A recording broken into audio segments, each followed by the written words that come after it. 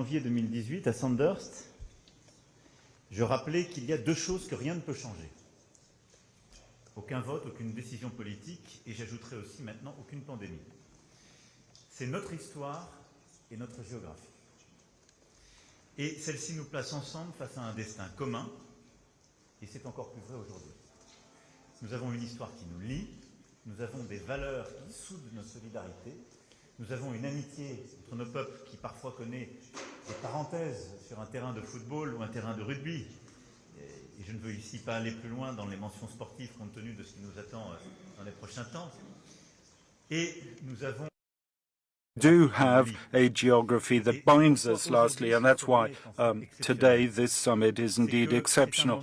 It's a moment, clearly I would say, of reunion, of reconnection, and of a new beginning.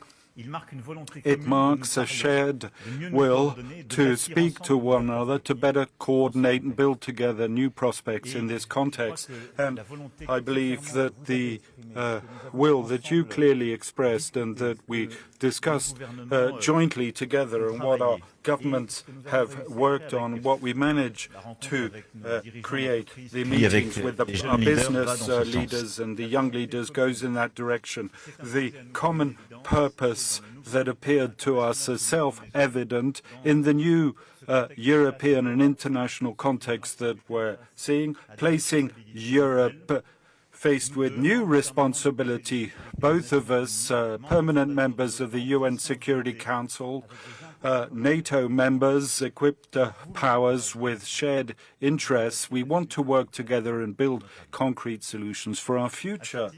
In this respect and in this context, I'd like to welcome the new turn that was taken and your resolve to re-engage with the EU, and congratulate you for the Windsor framework that was concluded with President van der Leyen. Now, this new beginning, we'd of course like to continue and take full advantage of it to coordinate more in support for Ukraine. I believe I can say we share the same assessment, the same resolve. Russia cannot and must not win this war. We've been helping Ukraine and the Ukrainian people from day one to resist humanitarily, militarily and economically, and we're doing everything so that this war doesn't spread globally. We've decided on concrete action together on the training of Ukrainian military and high-value segments, and together we want to prepare the coming weeks and months with a shared conviction is that we'll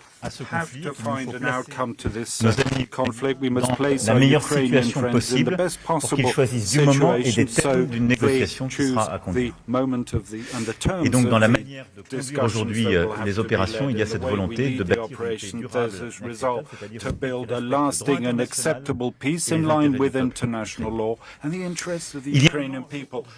A year to the day in Versailles, there was a major European Council where we were defining the terms of European strategic autonomy, and during which we affirmed that Ukraine belonged to the European family. This strategic autonomy is also forged through a heightened need to build renewed ties with your countries. In terms of security and defense, we've discussed at length here how to bolster over and above the Russian aggression in Ukraine, to strengthen our shared capabilities, to work more on interoperability, operational, technical and human. I'm thinking in particular of our resolve to work ambitiously on the future anti-ship missile, the future cruise missile, interoperability of our future systems and in areas as different as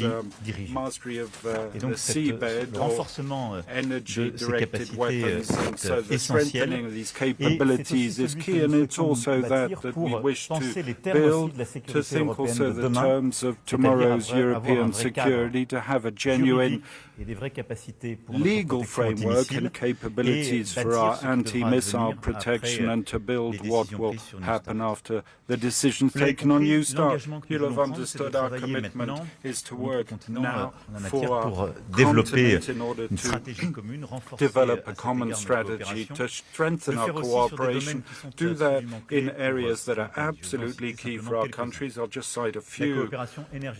Energy cooperation in this regard, this cooperation wasn't impacted by Brexit. It's bilateral, it's strong, it's the fruit of profound choices that you made of complementarity between models. Nuclear with Hinkley Point C and the most visible operationalization of cooperation in the sector. Size will see that we support fully, which will be an opportunity for new economic dynamism and the resolve to continue this shared projects in civilian nuclear power and to strengthen our projects and cross-investments. We saw that once more this morning in terms of renewable energy.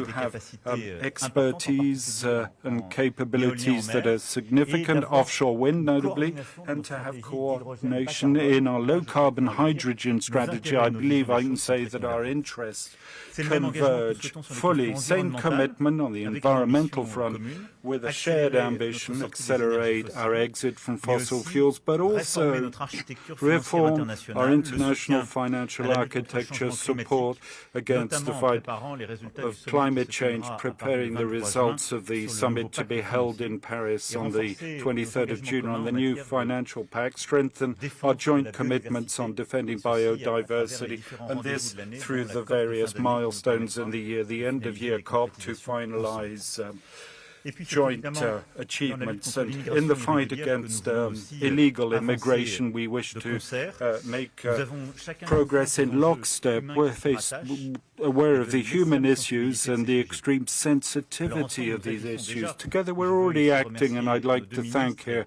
both our ministers and all their teams who are working closely together. In 22, it's over 30,000 small boat crossings that we prevented. We dismantled 55 networks of organized crime and made 500 arrests thanks to the work of the joint Franco-British intelligence cell.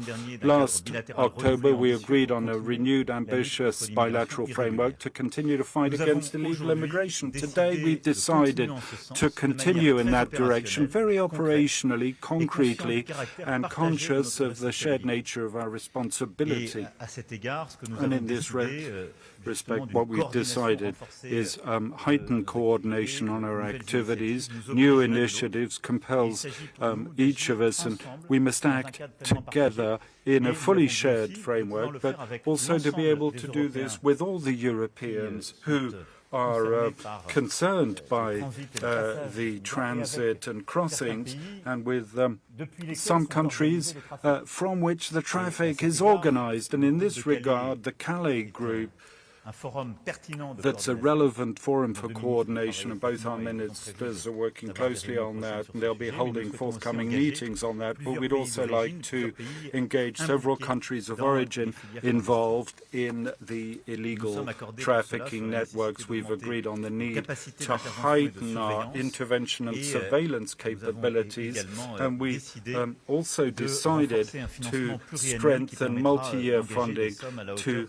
commit sums commensurate with the current need on both sides. And lastly, all the cooperation we've discussed today would be of not much use without concrete actions to strengthen ties between civil societies. We met with British and French businesses that are invested in decarbonization issues. We're able to announce very tangible projects and demonstrate through example this complementarity, this resolve to move forward together. We also met with young Franco-British talents looking very promising, and they will be the players of our Entente Cordiale. It was vital that they should be part and parcel of this summit, and it's in that same spirit that we've committed to greater cooperation between our museum, our young, our athletes, our schools, notably with a commitment to facilitate school trips between our two countries. Those are some of the issues of this 36th Franco-British summit, but you'll have understood that it wasn't a summit like just any other, and that given what has happened these past few years, and that the time, the planet and the continent are living through, it's a summit of a renewed ambition, and before even more ambitious concrete achievements. Thank you, Prime Minister, for being in Paris today.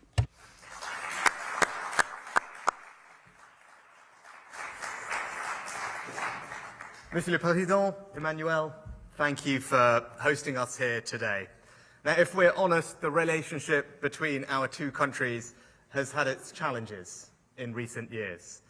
And I'm not just referring to France knocking England out of the World Cup, but I believe today's meeting does mark a new beginning, an entente renewed.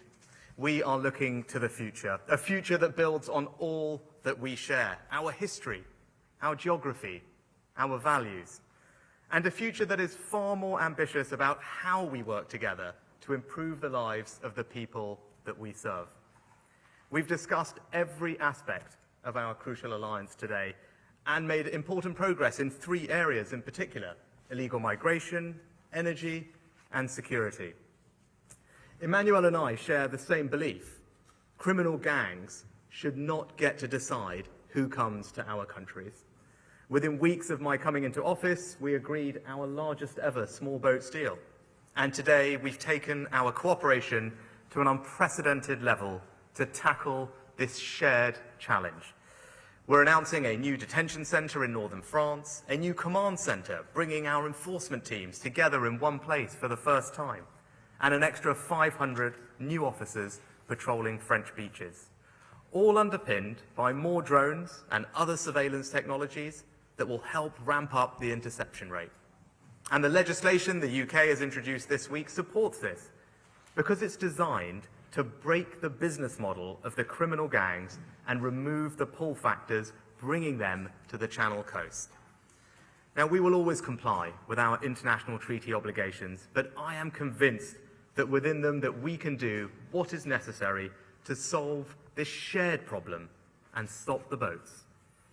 Second, the UK and France are working together so that never again can the likes of Putin weaponize our energy security.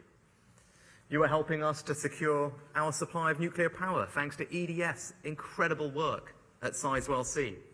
And through our ports and interconnectors, we can be Europe's gateway for non-Russian gas. But today we are going even further with an ambitious new energy partnership. We've signed a new deal on civil nuclear cooperation, agreed that France will examine the case for new energy interconnectors, and committed to work together on low-carbon energy. Together, I believe we are creating a future where every watt of energy powering our homes and industry will come from secure, sustainable, and reliable sources. Third, the UK and France share a special bond and a special responsibility. When the security of our continent is threatened, we will always be at the forefront of its defence. And today we're going even further to strengthen our security and defence cooperation. We've agreed to train Ukrainian Marines, helping to give Ukraine a decisive advantage on the battlefield and for Ukraine to win this war. To increase the interoperability of our forces, harnessing the full potential of the combined Joint Expeditionary Force. To promote security and stability in the Indo-Pacific, coordinating our carrier deployments. And we will jointly explore the development of complex weapons like air defence, combat air, and long-range weapons. Now, for decades, we've been two of the world's biggest defence powers and leading contributors to NATO, and we will continue to stand together for freedom, democracy, and the rule of law. Finally, today there has also been a celebration of the richness of our cultures, all that we give to each other and all that we learn from each other. So we've agreed to make it easier for our children to go on school exchanges, and our museum creators, writers and artists to create and collaborate together. And that brings me to my concluding thought, that for all the agreements that we've reached today, in the end, it's about people, the bonds of family, friendship and solidarity that we share. And there's no greater example of that human connection than the sympathy of the French people on the passing of Her Majesty the Queen. And I want to thank you personally, Emmanuel, for the graciousness of your words. They said everything about you as a leader and as a friend of Britain. You know, I've learned very quickly in this job that there are some things you can control and some things that you can't. And one thing that you can't control is who you get as an international counterpart. I feel very fortunate to be serving alongside you and incredibly excited about the future that we can build together. Merci, mon ami.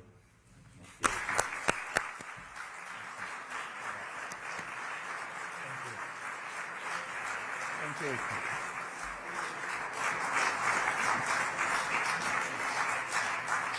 Merci beaucoup, Monsieur le Président, Prime Minister.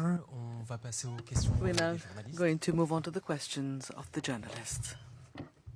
Thank you. Chris Mason from BBC News. The same question to you both, if I may. Do you think you'll ever be able to arrange a deal where migrants leaving France for the UK are returned to France? Thank you. Sure. Yeah, I'll take that. Thanks, Chris. I think what you've seen today is an unprecedented level of cooperation on tackling this shared challenge, because that's what it is. It's a shared challenge. It's not just the UK that's grappling with illegal migration. It's not just France. It's countries across Europe. And now our partnership is incredibly strong. I think the work that our two Home Secretaries, Suella and Gerard, have done over the past few months has been unlike anything that anyone's ever seen. And you're seeing the fruits of that cooperation today with a new agreement, new investment, and that will help both of us stop the cycle of these criminal gangs. And going forward, there will be more that we can do. We started that last November, we've built on it today, and we'll continue cooperating. As the President said, and he'll probably talk about, the Calais Group is another important forum for these conversations to happen with other Northern European countries, and I'm sure Emmanuel probably will talk a little bit about the EPC. And as we think about future cooperation between the UK and other countries in Europe, what the President has set up as a new forum for that engagement to happen, and illegal migration, I'm certain, will be one of the topics that we will discuss when we come to that meeting that we'll be pleased to host next year in the UK, and obviously is happening this year elsewhere. Yes, thank you for your question. First, I think we focus on what we have to do on the short run to prevent precisely these migrations and to try to dismantle all these groups, these networks, and these smugglers. And I think the level of ambition of this new plan is exactly what we need.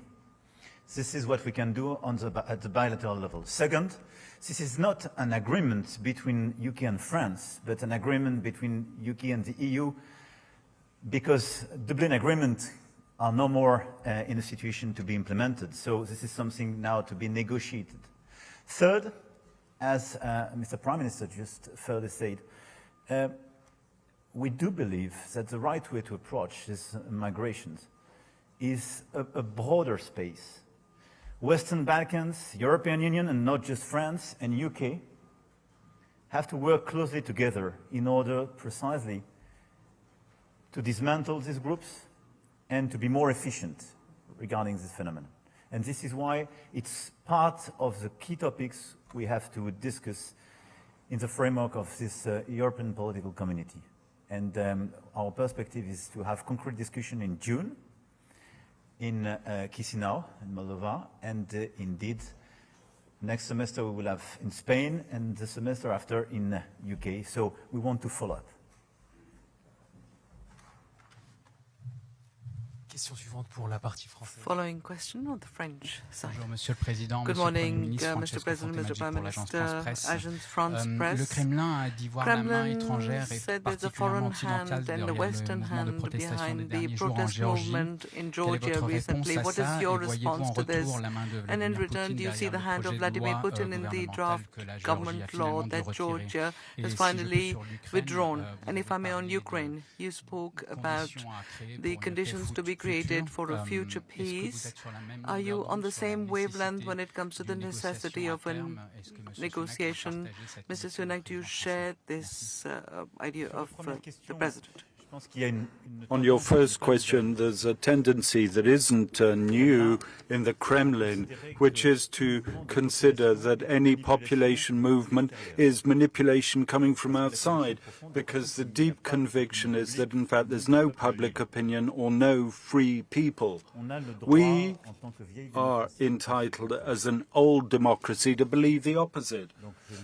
And so I won't describe what has happened, but we mustn't lapse into that rather summary explanation. However, Georgia today is affected by worrisome movements, and we saw images these past few days worrying.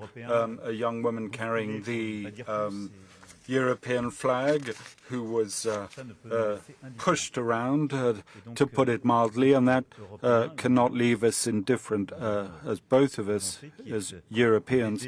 Our resolve is to assist public opinions as freely as possible, to express their views, and countries to conduct in a sovereign fashion the course of their existence. Georgia is subject to very strong pressure, and I hope it can find the path to greater calmness, which is compatible with the European prospect that we held out to it. I would add also in this regard that that peacemaking initiatives be taken by the government. Former political leaders held in poor health should be released so that we can take into account their state of health, and that the situation becomes calmer in regard to tensions. We'll return to that in the coming weeks. For Ukraine, short term, our goal is to help Ukraine conduct the counter-offensive that it wishes to conduct. The priority is military. I've always said for my part that our prospect was indeed that there should be a lasting forged in conditions that Ukraine will choose, and our duty is to place it in that situation. Thanks. And I think I agree with Emmanuel. So let me just be unequivocal about this. We want Ukraine to win this war, and we're absolutely united in that. And right now, that means providing them with the support and the capabilities and the training in order to mount a counteroffensive and have decisive advantage on the battlefield. And that's what you've seen from the UK, from France, from other allies, whether it's through the provision of main battle tanks, longer-range weapons, as we've announced today, training of Marines. These are all things that will help Ukraine win this war, gain that advantage on the battlefield, mount a successful counteroffensive, and that's what we are channeling all our energies towards. And with regard to the future, I agree with what Emmanuel just said there. Ultimately, that is a decision for Ukraine to make. It's not a decision for us to make for them. Our job is to put Ukraine in the strongest possible position. And that is what our conversations today have been about. That's what our defense ministers spend an enormous amount of time coordinating. And I think actually that the announcements that you've seen from us today around training Marines, helping with the provision of ammunition, are very tangible examples of our commitment to deliver Ukraine that advantage, and that is where all our focus is going to be over the coming weeks and months. Following question for the British press. Oliver Wright from The Times. Prime Minister, the UK has already spent around £300 million supporting French efforts to stem small boats, but the boats have kept coming. The UK is now promising around £500 million more. What makes you think that this money will be any more effective? President Macron, if I may, do you think Britain and France can ever be as close as they were before Brexit? I'll take your first one.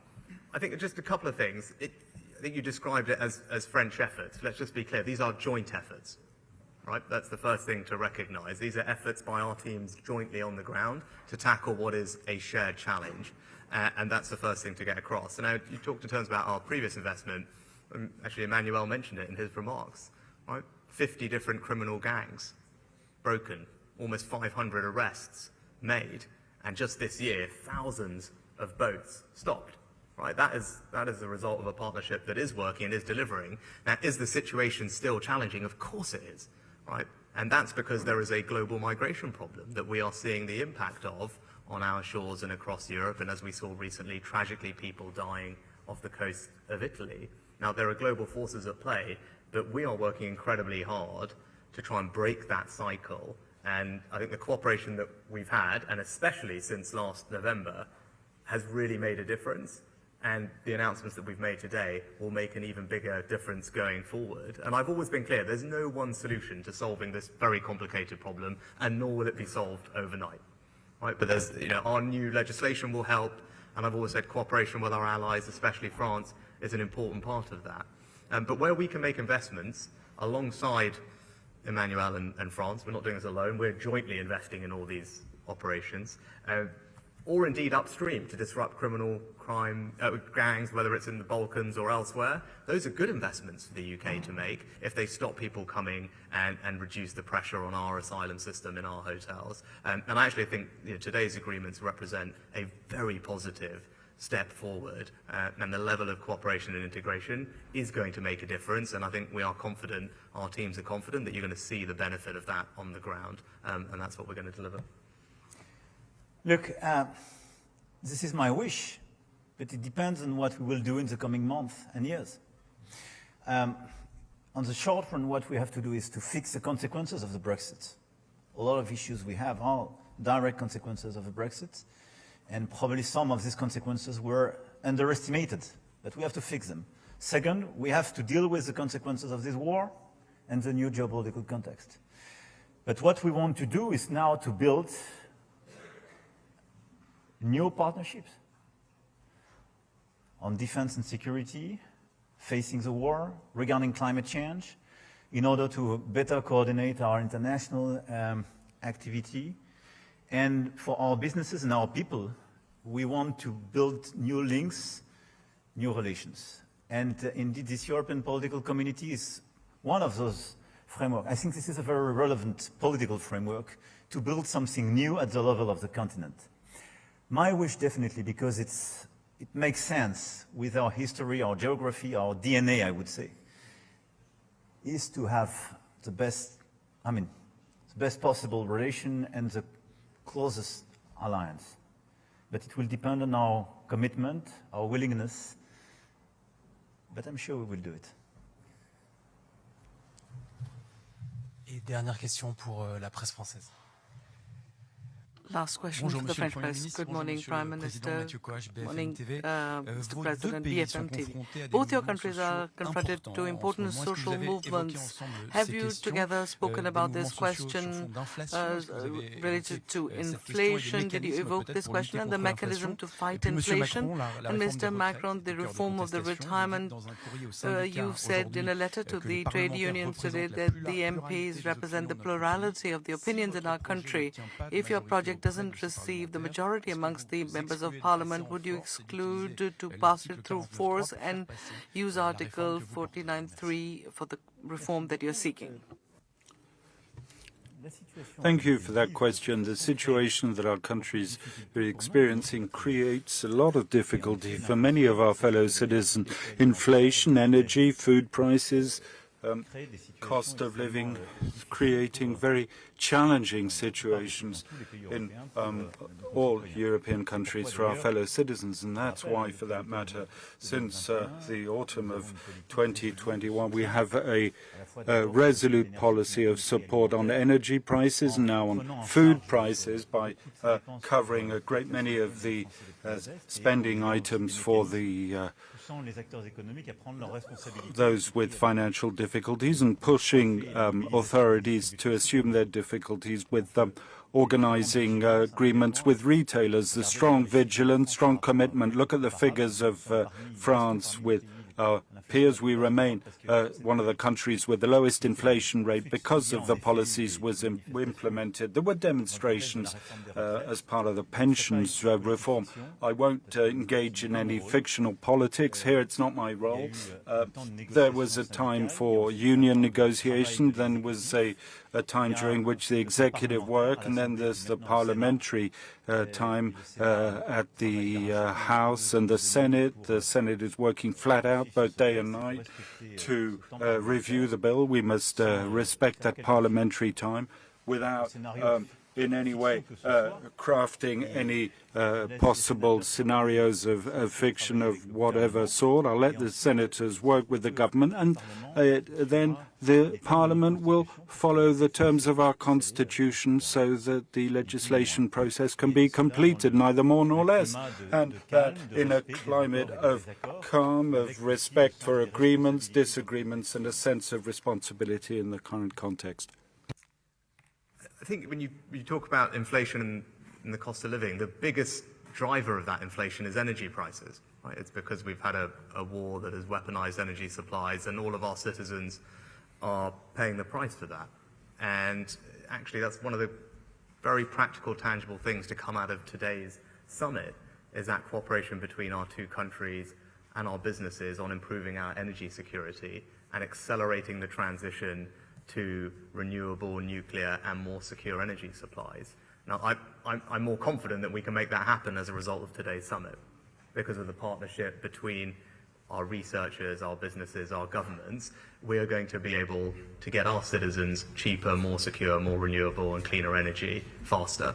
And that's what people should come away from this, seeing that actually these things can make a big difference for the citizens that we're both very privileged to represent. We want to ease the pressures on cost of living for them. The way to do that is to diversify and improve our supply of energy and accelerate that transition to net zero. And we've made good progress on that goal today. And maybe that's a thought that I can close on. A little bit it goes to the previous question. That's a tangible example of the relationship that we have. And you can see that today in the comprehensive nature of the discussions, the breadth of the discussions, the depth of the discussions, the fact that we've both got our senior teams all here today talking through these issues. I always say we left the EU, but we didn't leave Europe. And Emmanuel said previously, Brexit didn't change geography. Right? We want to have a close, cooperative, collaborative relationship with our European partners and allies. And of course, that starts with our nearest neighbor, France. And today is the first step on that journey. We're writing a new chapter in this relationship, and I'm really looking forward to everything that we can build on in the coming months and years ahead. Come to the end of this press conference. Thank you very much. Thank you so much.